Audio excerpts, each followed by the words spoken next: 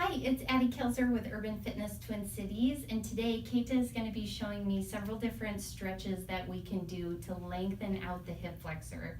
That's an area that if you do any amount of sitting throughout the day, you might notice being tight. So we're going to work on improving flexibility in that area, and then we'll just barely touch on getting into a quad stretch because it kind of goes along with this series. So Keita, do you want to show me the different versions? Yes, so hip flexors are, for most of us, really very tight, either from sitting or from being arched in our backs.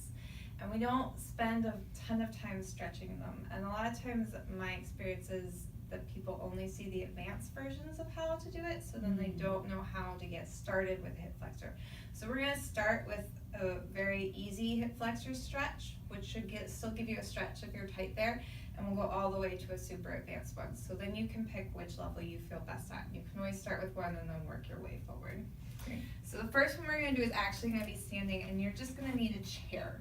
So you're gonna turn your back to the chair, and you can have something in front of you to hold onto, a wall or a bar or something like that. Even perfect, yep. And then you're gonna bend one knee, and you're gonna put your foot up on the chair behind you. Yep, good. And as much as you can, if you have trouble getting your foot pointed like this, then what you'll probably want to do is move your foot either off the back of the chair so that you're not stuck in kind of an elevated position with your ankle, or put something underneath your ankle. Good. So the most important thing for any hip flexor stretch is that you pull up in your low abs and you drop your tailbone, because that's how you get into these muscles to stretch them. So if you don't really feel a stretch here with your knees kind of in line, then you can walk that front foot forward a little bit more. Yep, perfect. Until you feel a stretch. Just make sure that tailbone stays down and those abs stay in. Yeah? I might have to stick with this version for a while. Okay. Okay, so when you're done with that, you'll want to do the other side. Always make sure you try and stretch both sides evenly. One side is probably tighter than the other, which means you can stretch that side a little bit more, but you really want to make sure you stretch both sides, otherwise you start walking around like a peg-leg pirate. It looks a little funny. Okay, so the next one's going to bring you down onto your knees. So you're going to come down on one knee. Yep. Good. So for this one, you keep this back hip pretty straight up and down over your knee. If you've got knee problems, this is a little iffy sometimes, but it depends a little bit on your knees.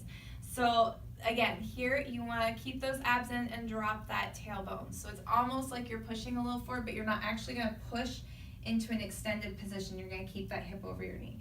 And for this one, you can increase the stretch a little bit by dropping your head. Yep. So this is version 2. Version 3, you're going to walk your front foot out in front of you. Yep, and push forward into an extended position. But when you do this, you want to be careful that you don't drop. You can keep your shoulders up if you want, which will increase the stretch the more straight up your body is. But you just want to make sure that you don't let your tailbone start to stick out behind you. You want to keep that underneath you and your abs pulled in tight. So Addie's modification of her shoulders being a little forward is perfect. And then the last version, which is the hardest, and we'll get into your quads slightly, is you're in that forward runner stretch position. And then what you do is you bend your back knee, you reach a hand back, and it can be either hand to try and pull it up. And for this, you're welcome to have a yoga block or a chair in front of you or on either side, so you have something to help you balance, because balance is a little bit of a challenge with this one, as well as with the previous one. Mm-hmm. I would say too, if you know that you can be on your knees for stretches and it feels okay, sometimes picking up that leg can really create a lot of extra pressure. So if you have a really thick yoga mat, that's going to be your best bet underneath you. Otherwise, if you have a thinner yoga mat, just roll it up a couple of times so that you've got some extra cushion under that knee that you're going to pick up the foot. You can even just use a pillow. That's just something so that you've got some cushion. Mm-hmm.